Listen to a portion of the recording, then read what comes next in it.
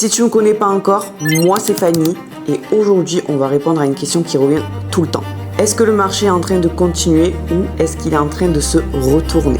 Et surtout, comment arrêter de confondre une simple réaction avec un vrai retournement? Dans cette vidéo, je ne vais pas te parler d'indicateurs, ni de signaux miracles, on va rester sur quelque chose de très propre et utilisé par les traders qui comprennent le price action.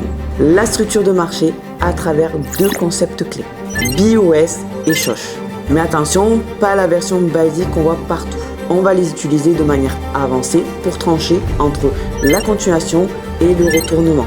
Le but ici, ce n'est pas de trader à contre-tendance dès le premier signal. Le but, c'est de savoir quand le marché confirme qu'il continue, quand il te met une alerte de changement et surtout quand un retournement est réellement validé par la structure. Ici, la première chose que tu dois faire, c'est choisir ton time frame de lecture de structure. Et je vais être très clair là-dessus, tu ne peux pas décider si le marché continue ou se retourne en regardant 5 time frames différentes. Tu choisis une time frame de référence et tu t'y tiens.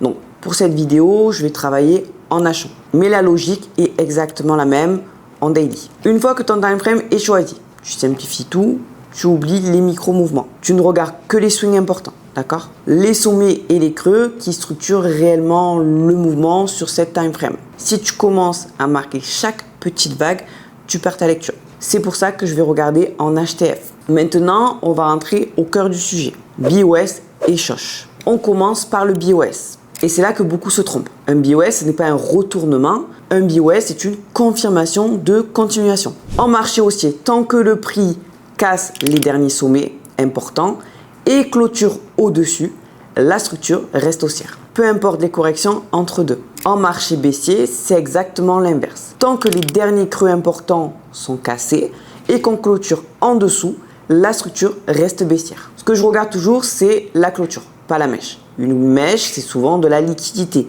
Une clôture, c'est une décision du marché sur ce time frame. Si ça ne clôture pas, pour moi, la structure n'est pas validée. Maintenant, attention à l'erreur classique. Beaucoup voient un BOS et traitent ça comme un breakout. Ils achètent ou vendent directement la cassure et très souvent, le marché revient, corrige, nettoie, puis seulement ensuite, il continue. Donc, le BOS ne te donne pas une entrée, il te donne un biais. Il te dit qui contrôle le marché. Maintenant, on va passer au Shosh, Change of Character.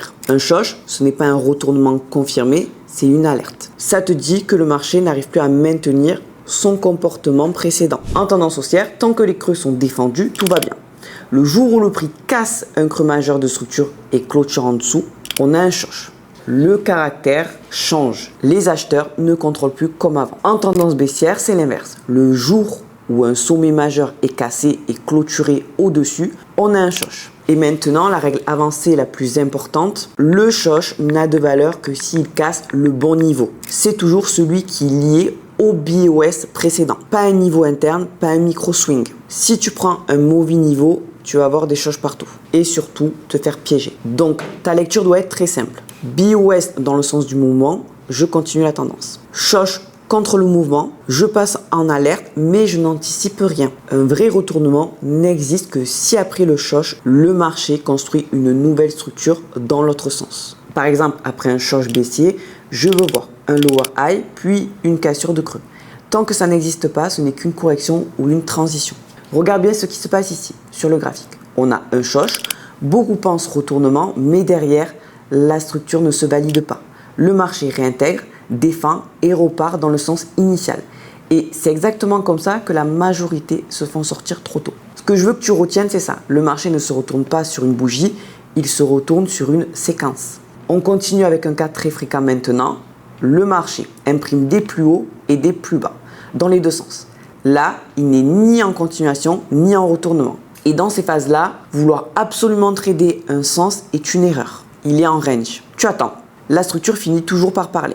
Avant de conclure, je te laisse une checklist simple que tu pourras appliquer à partir d'aujourd'hui. Tu identifies ton time frame de structure. Tu marques uniquement les swings externes. Tu valides un BOS uniquement avec une clôture. Tu valides un Shosh uniquement sur le niveau lié au dernier BOS. Tu n'anticipes jamais un retournement sans confirmation structurelle. Si tu respectes ça, tu vas déjà éliminer une énorme partie des faux signaux. On arrive à la fin et je veux que tu repartes avec une règle simple.